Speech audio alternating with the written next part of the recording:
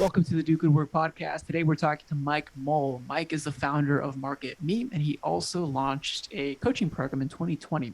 He focuses on marketing and sales, and he helps entrepreneurs, work on product development, pricing, sales, and marketing. He's known for his lean marketing approach to helping clients earn more revenue and sales dollars. And he's on a mission to make the difference. In his clients so that they can create the difference they intend to make. So it's really mission driven and helping people actually make the difference that they want. In today's podcast, I'd love for you to listen around Mike's story and see how that resonates or might be related to your story, especially if you're working to build your career, work on building your side hustle, or if you're building your business, how that looks like in growing and expanding that over time. And part of this podcast as well, Mike mentions about how he reached out to someone else on another podcast to create a relationship. And I know that here on the Do Good Work podcast, the purpose of this podcast is to really help you in all areas of life. And we heavily focus on entrepreneurship and career. So you do have access to all these episodes, but also if you need a push or a little bit of encouragement, to reach out to anyone on these podcasts, please do so. That's the goal for you, to be able to network, to create relationships, as well as to get inspiration and ideas to do that. Mike recommends that, and he'll share why in that story. Not because he can reach out to him, but he reached out and found his mentor. So I think as you grow in your journey, you're all on a journey very unique and special to your own. We hope that this podcast is an inspiration to help you grow, especially as we finish at the time of this recording, 2021 strong. As always, this is Raul Hernandez. Do good work. Well, Mike, thanks for joining us today, man. Hey, thank you so much for having me. So, Mike, you told me that earlier in the call that our discussion, you're over in Mexico surfing some waves when the tide is well, and I know the tide has to be good. So you're sounds like a traveling nomad entrepreneur, but you weren't always like this. How'd you get here? That's a great question. I feel every day that I stand on my balcony and look at the jungle, I feel this like intense, like almost to the point where I could cry level of gratitude. It's the last year and a half has been incredible. Just having access to this, especially I was here during COVID, like the world locked down and I was here and I just didn't leave. And so my family was, everyone was kind of freaking out saying, hey, you got to get back to Canada. And I just kind of looked out my window every day and I'm like, I don't think I do. So, but yeah, it definitely has not been this way. If you had asked me 8 years ago if I could have imagined me being here, the answer would 100% be no. I think a big part of it comes from, so I started my business 8 years ago, but it didn't come out of, a side hustle or some big master plan or spinning off a company based on something else. It was literally a panic attack that drove me to leave my job. A big part of that was, so I was never good in school. I never quite understood how to take information off a page and put it somewhere else. My brain just did not connect with it. And I was kind of that, C-D student through high school. I got through high school and then I somehow got into like this offshoot of an offshoot campus of a university that's well known. So like kind of like where they hide people maybe. I don't know. I don't even know how I got in, to be frank. I lasted one semester and, we had an honest question with whoever the administration was. And they're like, I don't think this is for you. I'm like, I think you're right. Yeah, I was on academic probation super quickly. I just wasn't ready and I wasn't focused. And I don't know even now if I went back, if I could even do it. My brain just doesn't process information. I don't think the traditional model, like, it just doesn't, it's not, I honestly think that there is more than one experience like this. And I truly believe there is a break in the system. Like the traditional education model is legitimately broken and it's trying to mold people who are unique. And we'll talk about that, like your story, into a system just to fulfill, mass education, which in itself isn't producing the outcomes, but that's a whole different macro trend. Yeah, I'm not smart enough to talk about that anyway. So when I left, I moved in with my friend's parents. I didn't feel like I had anywhere that I could go. So I moved in with them for a couple months. I had spent everything I had trying to go to school. I went back to a flooring job, which is like I was selling residential flooring, so tiles and hardwood and stuff. And Mhm. that was good, and it served me for a bit. But I had this deep-seated fear, like I didn't want to get stuck in that job because it was this. Mm. It just didn't seem like a thing that I looked at what the people in that company were doing, and I was like, I don't. That's not me. I don't want to be here. Mhm. And I got an opportunity to get what I'd call an adult job, working for an insurance company, and I took it because I just felt desperate. I didn't know where I could go, what I could get without the education. I was paranoid that I was going nowhere, and so took it. I stayed in that job for 6 years, and what I learned inside of that job is, the inner workings of a corporation are really easy to manipulate in a big company. Yeah. So I got them to fly me to Vancouver for a couple of years. I was based out of Toronto originally, and then I got a home office, company car. I was making more than anybody who had been there for like 15 years in the same role. Like it was just, I don't know. I just felt like it was just easy to pull the strings of it, and so I got comfortable. I was there for 6 years. I got really comfortable because I thought, okay, I can kind of work my way up. I know I can get a 8 to 10% raise every year if I poke hard enough. And it just felt like, hey, you know what? This is going to be the path. This is going to be my path now.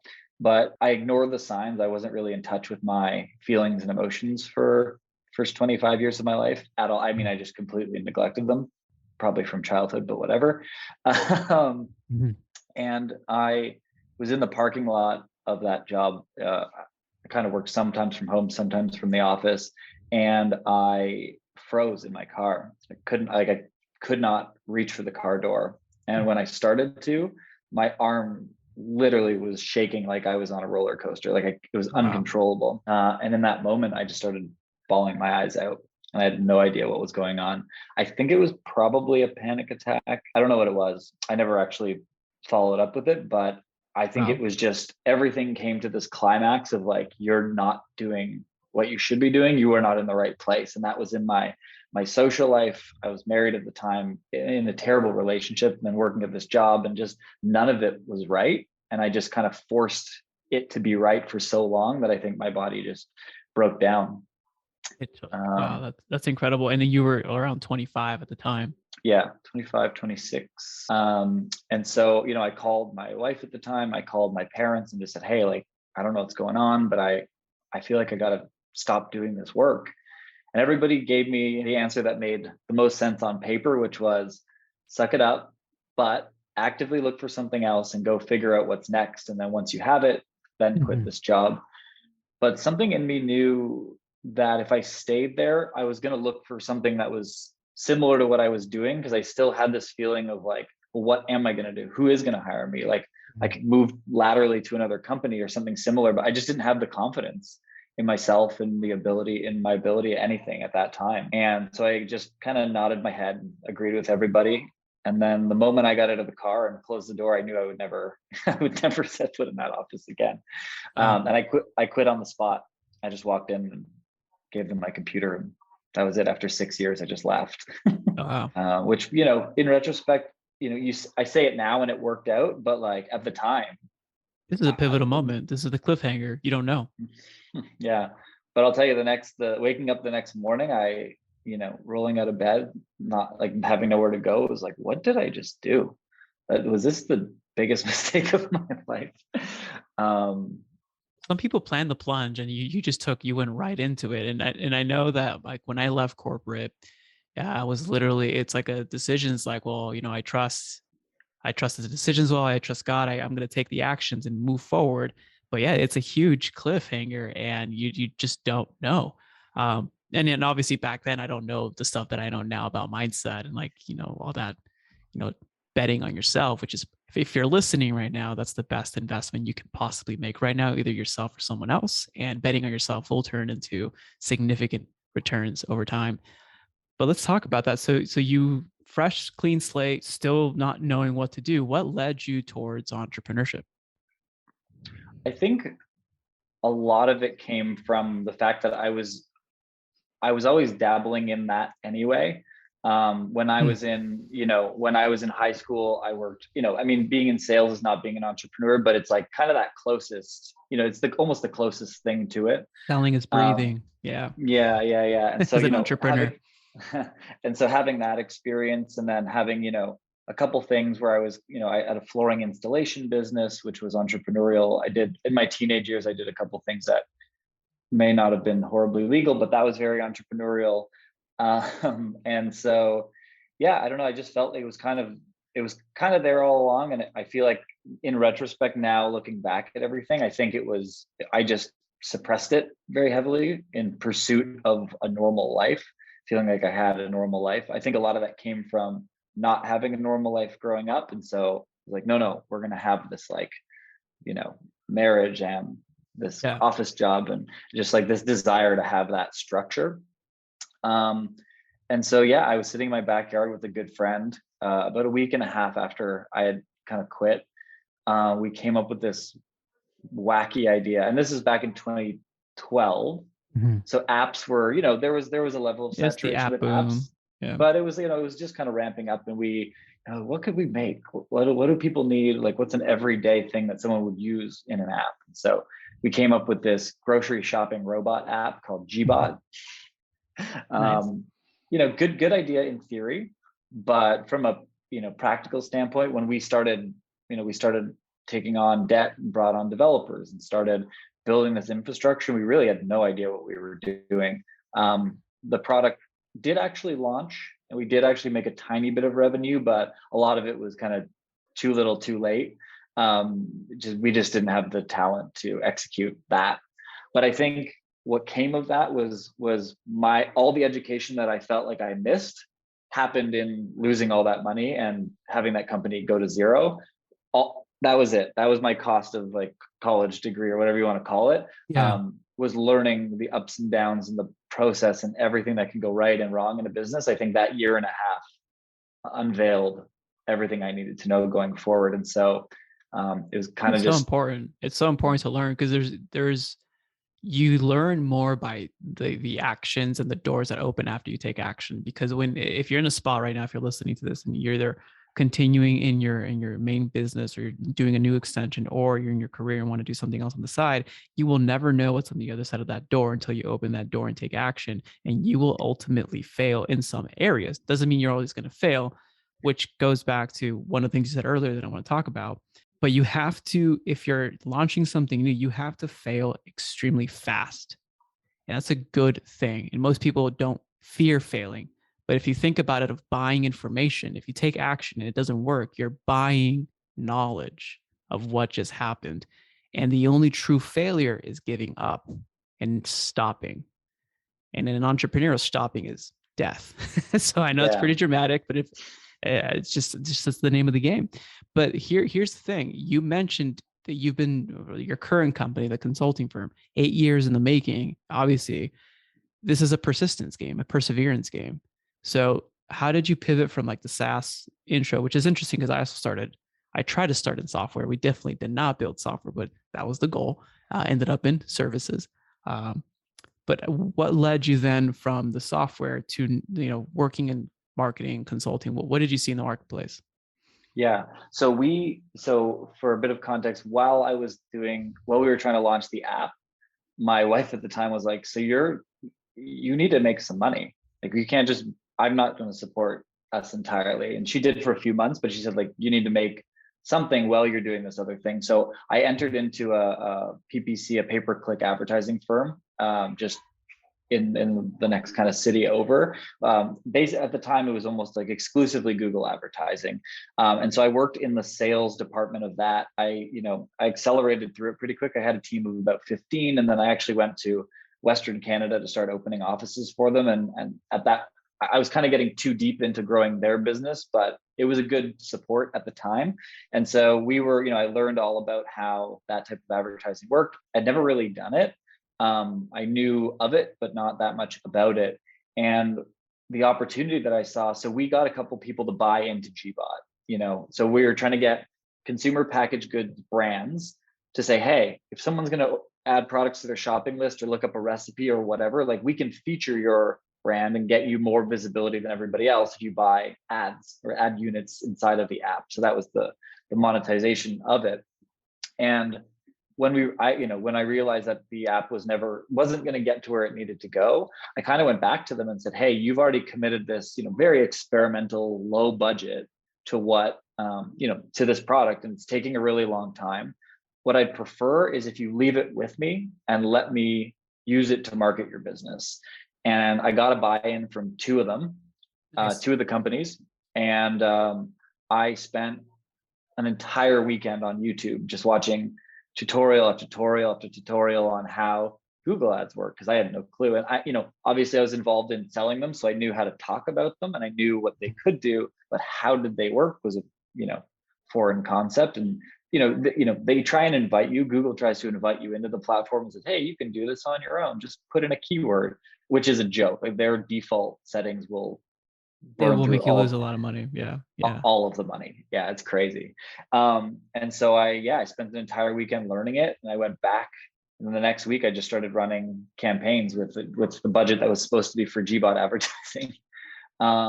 Testing It that. worked. It worked really, really, really well. And one of the clients is still a client now. 8 years later, we're still running campaigns for them. That's cool. Yeah, 2013, 14 was like the ad boom, Mhm. where take me back to those days where you can get clicks for like fractions of dollars. And It was incredible. yeah, anyways, not to get too nerdy and reminiscent of the ad days. I want to talk about, so you pre-sold and then you pivoted. And I think this is important for our listeners to see and understand. Like, you had to get money in the door before a product was built. It's called pre-selling, be able to position yourself. And that's a really good way to, one, test your marketing chops and your sales chops, but also build relationships with real clients. And if you're starting or you're looking to grow, that's the most important piece. How do you build that relationships for them to actually trust you and investing into something that doesn't either exist or hasn't happened yet? And I think that takes a lot of, the skills that they don't literally teach you in the classroom. They might teach you, reading, what's the book, how to make friends and influence people. But if you don't practice it, you're never going to really do that. So I think that's a key point there. But then you also pivoted. And I think that's a smart way of making the most of what you got. And as entrepreneurs, that's the key thing, is like, okay, these are the limited resources I have. Here are the goals I want to go. What can we do with making the most of what we have? And that sounds simple, but in strategy, that's what constitutes a sound strategy that allows you to grow. So that's what kind of created the beginning of, was it Market Me or your own consulting firm? Or It started, yeah. So it started as strictly like paid ad campaigns and creative assets and things like that. And it's evolved, pretty significantly since then. where is it now? Like, what are some of the things that are most exciting to you? So the agency is very stable. I've got, a team of media buyers, project managers. We don't take on a lot of clients. I have no desire to have a huge company. For me, I used to be obsessed with work. I used to want to work. I used to want to be that guy who could pound his chest and say 18 hours a day, whatever, this much revenue. And the last 5 years, I've had a lot of family illness, just seeing like what's important in life. And now, especially being in a place like Mexico, where I get to, I'm a 5-minute walk to surfing in the morning, and I can surf and I can go read and hang out for a few hours before I start my day. Like, my work day doesn't start till 10 or 11 a.m. any day. And just, the things that you can do, like work out and read and like all these things which bring you joy and personal development, are just more important than having 50, 100 people on staff. So we're really, really small, but we've got a couple of big clients, and they kind of pay the bills, and that agency is kind of self-sufficient at this point, which is nice. Fair amount of strategy and consulting work in that vein. The thing I'm the most excited about, so about a year ago, I started offering like essentially marketing coaching. I didn't intend to get into it. I just had a couple of friends who were, where I was 5-6 years ago, who were kind of struggling to figure out, okay, if I pull this lever, then this drops. If I pull this lever, then that drops. And so just kind of through conversations with them, being able to say, oh, well, I've let both things drop. And so here's how to stop them from dropping. And so just, I think the impact that has on the individual that you're working with just brings me so much fulfillment, that I'm the most excited about that.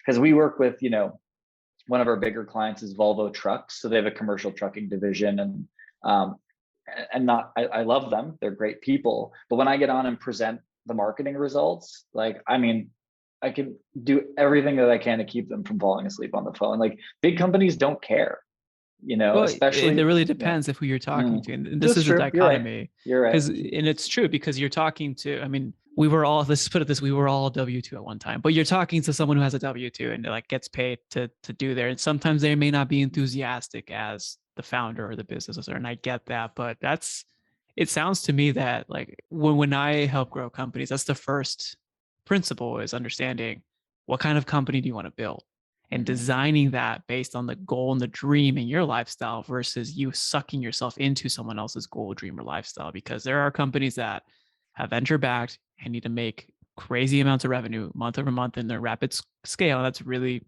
those are your normal 16-hour days, 14, 16 hours. That's fine. It's cool. Yeah. I think you have that as well. But then it sounds to me that you've chose the second path of designing a lifestyle and a business around your peace of mind, probably the team's happiness factor as well. I'm pretty sure your team, you designed it so that they can have high level quality of life. I'm assuming you have a good culture and being able to provide results. Am I kind of on the mark there? No, that's exactly right.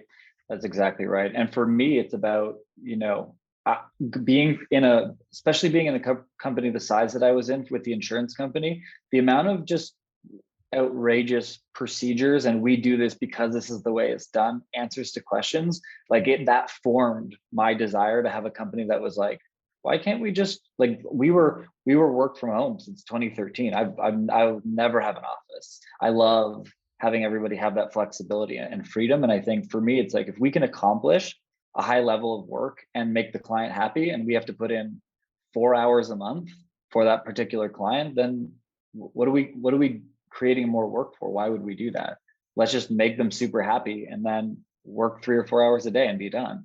It's the goals. It's the goals and the structure. And I think, I mean, I've been addicted to both the lifestyle and also the hyper growth. So I mean, you need both, I think, in seasons, but it's kind of cool that you've been able to design a business and even your marketing services to focus on the values and the talents that only you have that can give and impart to another person, but also create a company that allows people to live a certain lifestyle. And that I think it's going to be and is currently the future of how work is going to be. So I think the 2020 accelerated this, but I think in the future, like the normal job title is going to be entrepreneur or flex worker or like, so some people don't want to take the risk. And that's completely normal. Let's talk about a little bit more around your biggest aha moments or even your biggest, I don't want to say failures, but like things that like, oh snap, I should have done this or done that, either in the ones that you impart currently with your clients and your private one-on-ones or with growing the agency. Cause I mean, I know a lot of those, but I'd love to hear from yours. Like what have been your biggest aha moments and biggest failures that you've overcome? So I think one of the more important ones, there's two that come to mind. One, I think, is around price. And I think a lot of people who are just starting something, they often look to the market and how other people are presenting what they offer and how they're pricing what they offer. And they say, oh, well, I don't know, they've got a YouTube channel and a podcast, so they must be more sophisticated and better. They're further ahead than me. So I need to now drag my price down here relative to, I got to take my spot in the ladder. And that's a mistake I made for a really long time. And honestly, even going from, a solo person to then starting to bring on team, at the first beginning part of it, I never changed my prices. But the problem is when you're, even though the clients are scaling, if that revenue is not an appropriate number, you can't pay your team. So I've actually almost gone out of business. And we were flourishing with clients. We had a ton of inbound stuff, but the amount that I had to pay out relative to what I was taking in almost broke me. And and it was because you can only scale labor so much. Yep. Especially for a labor intensive business. And I think also for our audience to listen, You either have a subscription-based business where it's a service automated, either it's a SaaS, which is highly scalable. You create it once and you tune it up. Obviously, there's a lot more than that. It's not easy to scale a SaaS. Then there's labor-intensive businesses where the service is either you or a company. But with labor, you got to hire good people, train good people, manage emotions, helping them grow, give salaries, give raises, give bonuses, and you need to make cash flow for that. And I think that's one of to be fully transparent, when I work with clients, that's the number one thing we change: their pricing. Are you able to scale? And then we look at the pricing, do a pricing model, do a task unit model. Task units from productive profits, review their actual, overhead, task unit, labor efficiency, and say, okay, you should be pricing this much. What are we going to do to increase the price? And this isn't to say that you should just double your prices tonight. You could. Right. I mean, I challenge anyone listening right now, quote 2 to 3x on your next bid. Test it. Give them options, quote it, and you'll be surprised. And just send a comment to the email or on the notes when you do that, because it works. It really does work when you demand the value of what you're doing. And like for marketing, it's not easy, but it's also like, if you help a client, they give you, 10, let's say dollars or 10,000, 10 mil, whatever they give you, and you multiply that 1.15, 1.5, 25, whatever your multiple is, that difference between working and not working with you is justifiable for you to charge an appropriate amount to get them to that point. I think it's pretty key, the lower pricing. So you had to change your pricing, I'm assuming. Did you lose clients on that? Did you have to rebrand? Did you have to reposition yourself in the marketplace? Yeah, it was about being more selective, about repositioning. And I think it's funny when I'm thinking back then, 2 years in, feeling like, wow, everyone's saying yes. I just got to like find all the people to do the work now. I mean, that was almost the death of me. I was working more than I ever had, and I was like, there's something wrong here. And I do wish I had sought someone out at that time. Like my business coach now, we're just talking about things at such a high and advanced level, because he's where I want to be. He's where I want to be in 5 years, and so like helping someone that's that couple of years behind is such a gift and such a critical thing for younger, any size or any Even if you're super level successful. of business. Yeah. 100%. How'd you find them? How'd you find that mentor? Because I think that's a key question that I hear, even for like guys running 50, $40 million companies. It's hard to find a mentor in your space doing what you do, because usually either they haven't done that, but they've done it in another space, and or your company is so unique, typically you are, where you're the new frontier because you're serving a certain set of clients with a certain set of model and a certain set of services or whatever. But how did you actually go out to seek and find the mentor? Because I think that's such a critical component. Yeah. So I think one thing that I will say, and actually this is how it played out with meeting the guy that I'm working with now, is he's in a completely different niche. He serves completely different customers. But I actually heard him. So I heard him on a podcast, and just the way that he explained his story and his path and the way that he sees the world and the way that he sees business and success. I mean, it was just so aligned for me. And I was actually on the same podcast as him. The host emailed me and he said, "Hey, I just filmed this interview. It's going live tomorrow. I'm going to send it to you before it goes out. I think you need to listen to this." And so I kind of lucked into it. I really just kind of fell into hearing about it, and I listened to it on a Friday, got in touch with him on a Saturday morning, did a discovery call on Monday, and within 45 minutes I had already shipped him the cash. Like it connected with everything that I was in line with and the way that I wanted things to be for myself. But one interesting piece of that was he hasn't built anything anywhere close to what I've built in terms of like the products. It's so different, and even the niche that he serves is so different than mine. So what it actually came down to, and he said, like, look, like, so there's certain fundamentals in business that I can help with, yes, but in terms of how to get a customer. And I think if you were just starting, he's not the guy that you would work with. It's like, have you got to a certain point, and now do you need to getting to the next level? And my big takeaway from him is, we talk about business and strategy, and copywriting on a page. Like we go through those exercises together. But the biggest thing is just all the mental blocks, especially when you're a solo person. It's like all the stories we tell ourselves and all the excuses that we make based on our previous experiences, and just all the BS that comes out of that stops you from taking rapid action, or even sometimes it's just like getting permission to take the action because your brain is backlogged with, oh, well, we kind of tried that in the past. And yeah. And so, for me, it's more of just a mindset thing that he helps me with more than the execution. Because I know what I'm doing on those things. But sometimes, you can say, I know that, if I look at the real value of what I offer, it's a $30,000 value. Why can't I charge 10? But sometimes your brain just goes, well, remember you used to be desperate for 1,000. So who are you to be asking for 10 now? Yeah. And no matter what stage you're at, you're going to have those roadblocks. So for me, it's him helping me write about those experiences through these series of prompts and understanding what those past experiences were and what those stories were and what my attachments are to those things. And then thinking about what are the rejections to those? What are the opposites? Like, and just going through that exercise, oftentimes the things that are holding you back are just such small, irrelevant things that you've inflated in your mind because you had this experience that made you feel embarrassed or shitty or sad or desperate or whatever it was in the past. And so, that stuff can really slow you down. And so that's the majority of what I work on with him, is just breaking out of that mindset.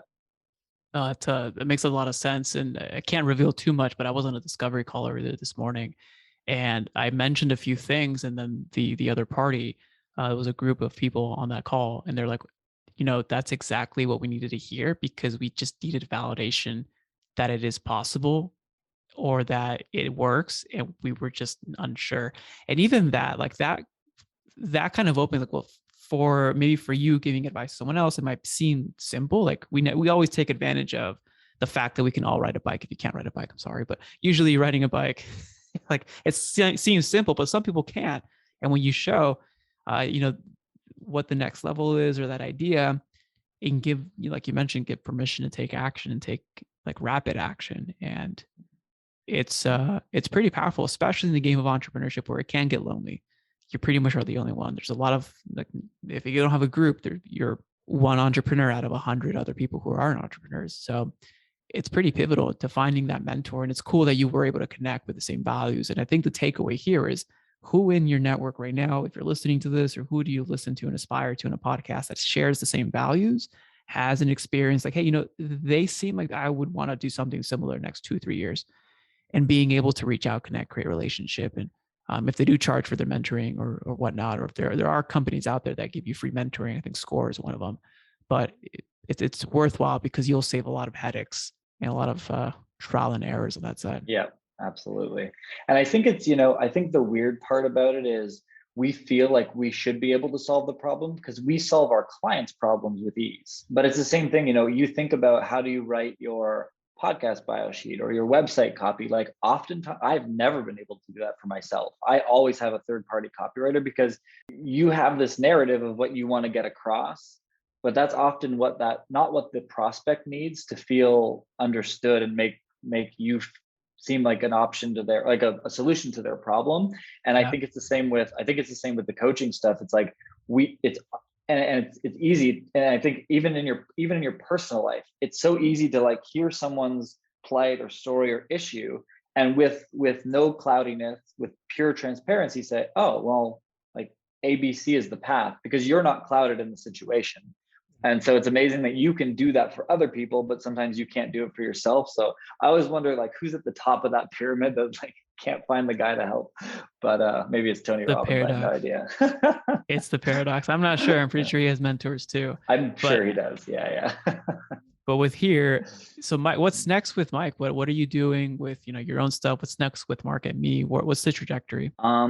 Really pushing forward on the coaching stuff. I just the joy and fulfillment I get from it is tremendous, and I love it. I'm actually in the process of niching down the agency in a really significant way. I've already hired a COO. I'm actually going to replace myself right from the beginning of the company. So I want, my intent in the next 6 months is to be completely hands off, just kind of making strategic decisions and just moving some pieces around here and there, but I want to be outside of the agency operations within the next 6 months, and then continue to travel, explore the world. I've got a lease here in Mexico until May, and it's been a nice year and a half. I spent some time, 3 months in Portugal and a bit in Canada in between that, but I think I'm gonna maybe move into a shipping container house in Costa Rica for a bit, or I have no idea. I'm gonna go explore. I want to do a lot more of Europe, and yeah, A lot of just continue. expats in Barcelona. I know that for sure. I'm sure. Yeah. I'm just, now that I've freed up this time for me and I've started working on, I'm taking courses, I'm reading more, I'm just taking more time to enjoy life. Because I think, again, just the last few years with all the family illness that I've had, and like people that were, in their 60s getting really, really sick, and so just seeing that and knowing how short our time is here, for me, it's about like being fulfilled in what I do from a work standpoint, but also not working until, I can't look at a screen anymore. So just trying to find the balance. There's always a balance there. Well, that's exciting. Mike, for our listeners out there, what's the best place for people to, one, thank you for this episode and also reach out to you and learn more about what you're up to? I'm a decent follow on Instagram at the Mike Moll, at the Mike Moll, Moll. I don't post that much, but my stories I hear that they're entertaining. I just kind of film the things that are going on in my life, and I just happen to get up to a lot of fun stuff. So cool. Yeah, maybe there. Yeah. Maybe there. Cool. Well, we'll put those links in the show notes, Mike. Thank you for being on. Yeah, thanks so much.